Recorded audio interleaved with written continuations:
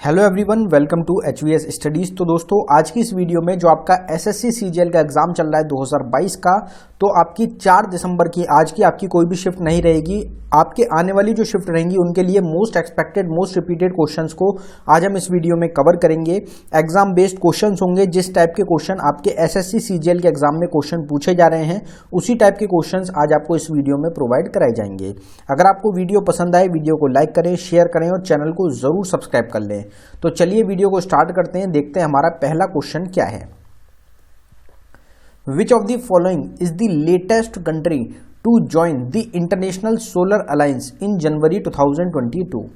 तो जनवरी 2022 में अंतर्राष्ट्रीय सौर जो ऑर्गेनाइजेशन है उसमें शामिल होने वाली नवीनतम देश कौन सा है। यहाँ पे लेटेस्ट नहीं आएगा, लेटेस्ट नहीं है ये, आपसे जनवरी का पूछा जा रहा है कि जनवरी में कौन सी कंट्री ने इंटरनेशनल सोलर अलायंस जो एक ऑर्गेनाइजेशन है उसको ज्वाइन किया था।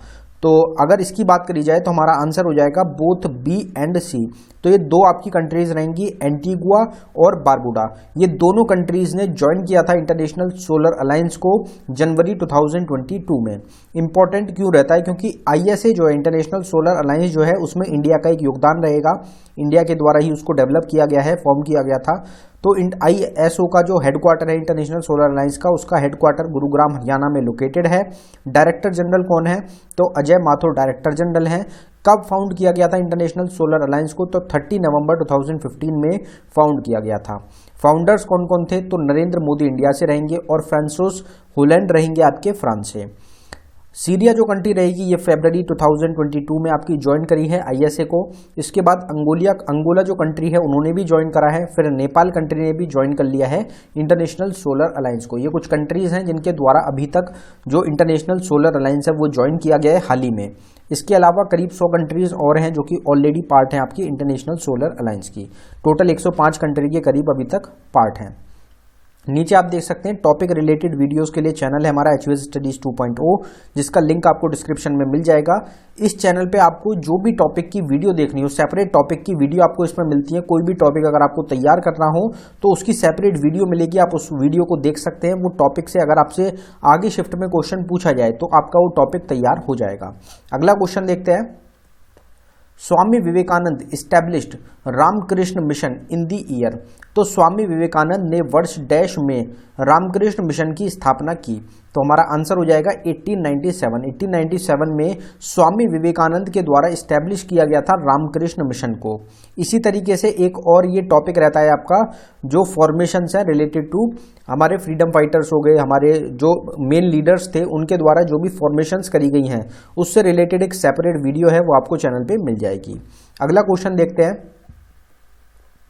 अगले क्वेश्चन पे बढ़ने से पहले हम आपको बताना चाहते हैं कि करंट अफेयर जो रहेगा आपका जनवरी से लेके अक्टूबर 2022 का, उसके लिए एक सेपरेट ई बुक को हमारे द्वारा लॉन्च किया गया है। ये ई बुक सिर्फ आपको 79 रुपीज में प्रोवाइड कराई जा रही है। इंपॉर्टेंट क्यों रहेगी?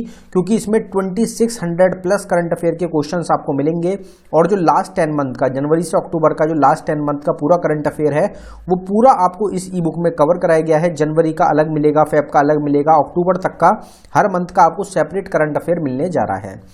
ये ई बुक आपको अवेलेबल कराई गई है बाइलिंगुअल लैंग्वेज में, हिंदी और इंग्लिश दोनों में आपको क्वेश्चंस मिलेंगे, एमसीक्यू फॉर्मेट में, प्रिंटेबल फॉर्मेट में। अगर आप इंटरेस्टेड हो तो लिंक आपको डिस्क्रिप्शन में प्रोवाइड कराया गया है, आप डिस्क्रिप्शन में जाके इसको बाय कर सकते हैं।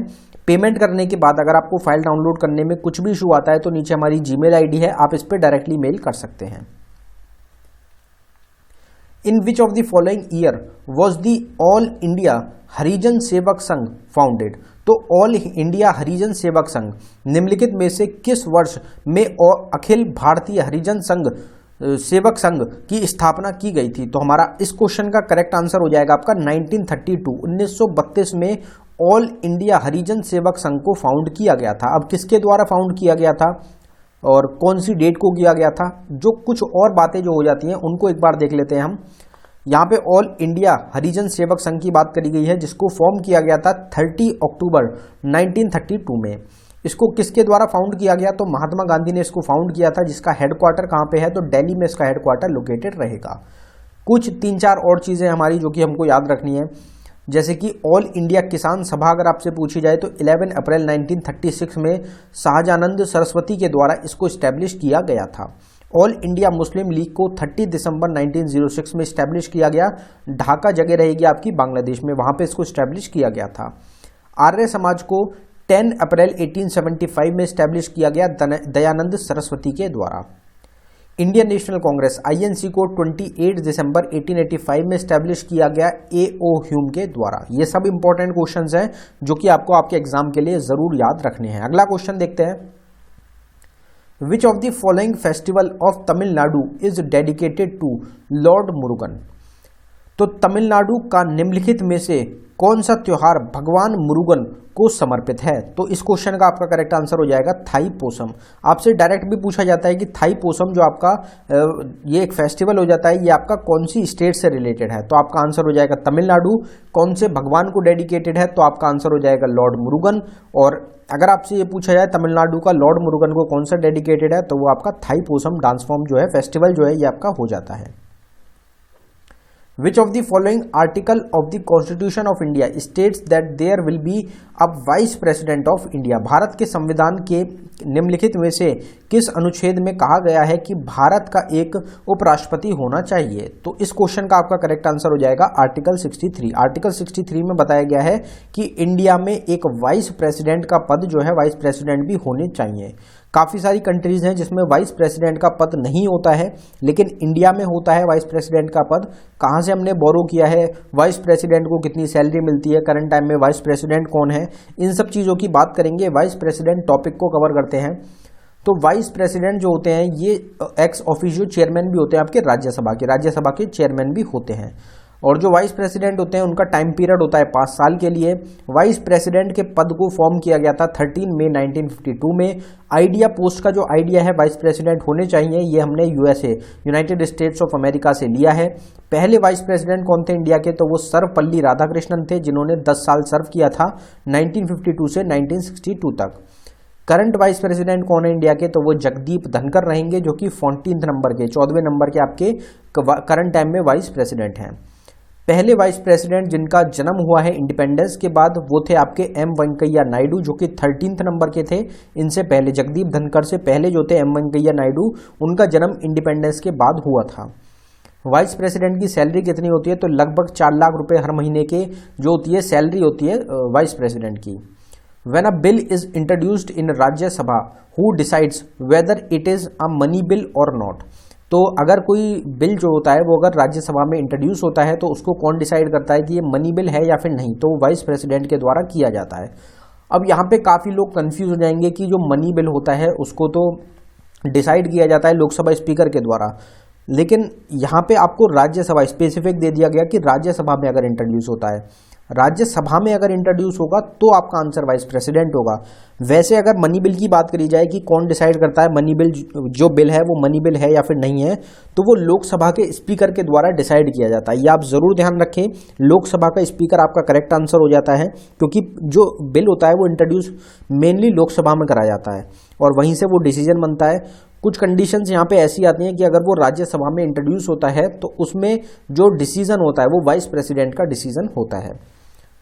अगर आर्टिकल 66 की बात करी जाए तो manner of election of vice president बताया गया है आर्टिकल 66 में। अगर आपसे पूछा जाए कि जो वाइस प्रेसिडेंट होते हैं उनको ओथ कौन दिलाता है, तो वाइस प्रेसिडेंट को प्रेसिडेंट के द्वारा ही ओथ दिलाई जाती है। द्रौपदी मुर्मू करंट टाइम में, प्रेजेंट टाइम में हमारी क्या रहेंगी? प्रेसिडेंट है इंडिया की। अगला क्वेश्चन देखते हैं हमारा, Hakki Pikki and Siddi are dash from Karnataka. तो हक्की, पिक्की और सिद्धि ये आपकी 3 चीजें हैं, कर्नाटका से संबंधित हैं, क्या रहेंगी? तो हमारा इस क्वेश्चन का करेक्ट आंसर हो जाएगा लैंग्वेजेस। तो हक्की, पिक्की और सिद्धि ये आपकी 3 चीजें हैं, 3 लैंग्वेजेस हैं आपकी कर्नाटका स्टेट से। तो ये आपसे पूछा जा रहा है, तो जो हमारी स्टेट्स हैं उनसे जो स्टेट रिलेटेड जो चीज़ें हो जाती हैं, जैसे लैंग्वेजेस हो गई, डांस फॉर्म्स हो गए, म्यूजिक टाइप्स हो गए, या फेस्टिवल्स हो गए, थिएटर्स हो गए, फेमस पर्सनैलिटीज़ हो गई, ये सब चीज़ें भी आपको नेशनल लेवल पे, स्टेट लेवल पे आपको पता होनी चाहिए। मेनली जो आपकी स्टेट होती है, अगर स्टेट एग्जाम होता है तो वो पता होनी चाहिए। अगर सेंटर का एग्जाम है तो उसमें भी आपको जो मेन चीज़ें होती हैं स्टेट्स की वो ज़रूर पता होनी चाहिए। अगला क्वेश्चन देखते हैं, who among the following is the author of the book Democrats and dissenters. तो निम्नलिखित में से कौन डेमोक्रेट्स एंड डिसेंटर्स पुस्तक के लेखक हैं? तो इस क्वेश्चन का हमारा करेक्ट आंसर हो जाएगा रामचंद्र गुहा। रामचंद्र गुहा की अगर बात करी जाए तो इनके द्वारा एक बुक लिखी गई है जिसका टाइटल है डेमोक्रेट्स एंड डिसेंटर्स। अब जो बुक्स एंड ऑथर ये टॉपिक होता है, ये अपने आप में मोस्ट इंपॉर्टेंट टॉपिक है आपके एसएससी सीजीएल एग्जाम के लिए। तो कुछ मोस्ट इंपॉर्टेंट बुक्स जो आपके एग्जाम में पूछी जा सकती हैं वो रहेंगी आपकी। अगर आपसे अर्थशास्त्र पूछी जाए तो चाणक्य, जिनको कि विष्णुगुप्त के नाम से भी जाना जाता है, इनके द्वारा अर्थशास्त्र बुक को लिखा गया था। अगर आपसे इंडिका बुक की पूछी जाए तो मेगस्थनीज की एक बुक रहेगी इंडिका। हर्ष चरित्र आपकी बाना भट्ट के द्वारा लिखी गई थी। The God of small things Arundhati Roy की बुक रहेगी। The company of women Khushwant Singh की रहेगी। और इनकी एक मोस्ट इंपॉर्टेंट बुक जो कि हम आपको बार बार बताते हैं जब भी इनका नाम आता है, ट्रेन टू पाकिस्तान, जो कि एग्जाम में बहुत बार रिपीट हुई है। फिर आती है आपकी कोर्ट्स एंड देयर जजमेंट, ये अरुण शोरी के द्वारा इस बुक को लिखा गया है। वॉर एंड डिप्लोमेसी इन कश्मीर, इस बुक को सी दास गुप्ता ने लिखा है। आर्गुमेंटेटिव इंडियन बुक को अमर्त्य सेन के द्वारा लिखा गया है। Truth, love and a little malice, ये भी इंपॉर्टेंट बुक रहती है, खुशवंत सिंह की ही ये भी बुक रहेगी। आर रिवर सूत्र भी इंपॉर्टेंट बुक है, गीता मेहता की बुक है। The future of India Bimal Jalan के द्वारा लिखी गई है। फियरलेस गवर्नेंस, ये किरण बेदी की एक बुक रहेगी। आ लिटिल बुक ऑफ इंडिया, ये आपकी रस्किन बॉन्ड की। आ लिटिल बॉय ऑफ इंडिया है या बुक ऑफ इंडिया, आप जरूर कंफर्म कर लें। आ लिटिल बुक ऑफ इंडिया या फिर आ लिटिल बॉय ऑफ इंडिया जो बुक है ये रस्किन बॉन्ड के द्वारा इस बुक को लिखा गया है। अगला क्वेश्चन देखते हैं, what kind of soil is most suitable for growing cashew nuts.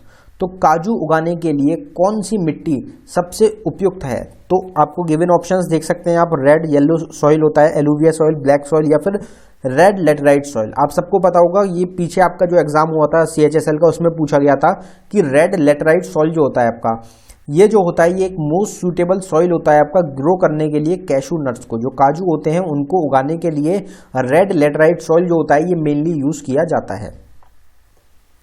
Which of the following channels or strait is located between the Great Nicobar island and Indonesia's Sumatra island. तो कौन सा चैनल या स्टेट रहेगा जो कि निकोबार द्वीप और इंडोनेशिया के जो आपका सुमात्रा आइलैंड है, द्वीप है, उसके बीच में स्थित है? तो इस क्वेश्चन का आपका करेक्ट आंसर हो जाएगा ग्रैंड चैनल। ग्रैंड चैनल रहेगा जो कि इंडिया और इंडोनेशिया को अलग कर रहा है। इंडिया का जो ग्रेट निकोबार आइलैंड है, अंडमान निकोबार आइलैंड में जो लोकेटेड है ग्रेट निकोबार आइलैंड, उसको अलग करता है इंडोनेशिया के सुमात्रा आइलैंड से। तो एक तरीके से इंडिया और इंडोनेशिया को जो सेपरेट करने वाला चैनल है वो आपका हो जाता है ग्रैंड चैनल। ये आपको ध्यान रखना है। पाल्क स्ट्रेट क्या है? पाल्क स्ट्रेट इंडिया और श्रीलंका को सेपरेट करने वाला चैनल है। अगला क्वेश्चन देखते हैं, where is the Kudremukh iron ore mine located. तो कुद्रमुख लोह अयस्क खदान कहाँ स्थित है? तो इस क्वेश्चन का आंसर काफी इजी हो जाता है। आप सबको पता ही है कि कुद्रमुख जो है, एक तो आयरन ओर माइन हो गई आपकी, लेकिन इसके साथ साथ कुद्रमुख नेशनल पार्क काफी ज्यादा फेमस हो जाता है। कहाँ पे लोकेटेड है आप सबको पता होगा, कर्नाटका का एक काफी फेमस आपका नेशनल पार्क है कुद्रमुख नेशनल पार्क। तो कुद्रमुख आयरन ओर माइन आपकी लोकेटेड है कर्नाटका स्टेट में। यही आपका करेक्ट आंसर था, कर्नाटका। तो दोस्तों ये था हमारी वीडियो का आखिरी क्वेश्चन। अगर आपको वीडियो पसंद आई हो, वीडियो को लाइक करें। अगर आपने अभी तक चैनल को सब्सक्राइब नहीं किया है तो आप चैनल को जरूर सब्सक्राइब कर लें। डेली हर शिफ्ट की एनालिसिस और साथ ही साथ एक्सपेक्टेड और रिपीटेड क्वेश्चंस की वीडियो आपको चैनल पे प्रोवाइड कराई जा रही हैं। अगर आपने वीडियोज या फिर हमारी जो एक्सपेक्टेड सीरीज है उसको मिस कर दिया है तो लिंक आपको डिस्क्रिप्शन में मिल जाएगा, आप डिस्क्रिप्शन में जाके हमारी वीडियोज को देख सकते हैं। अगर आपने ई बुक्स को बाय नहीं किया है तो ई बुक्स का लिंक आपको डिस्क्रिप्शन में प्रोवाइड कराया गया है, आप डिस्क्रिप्शन में जाके हमारी ई बुक्स को जरूर बाय कर लें। एसएससी सीजीएल जो एग्जाम है उसकी ई बुक आपको 39 रुपीज में मिल रही है, उसका लिंक भी डिस्क्रिप्शन में है, आप उसको भी जरूर बाय कर लें। धन्यवाद दोस्तों।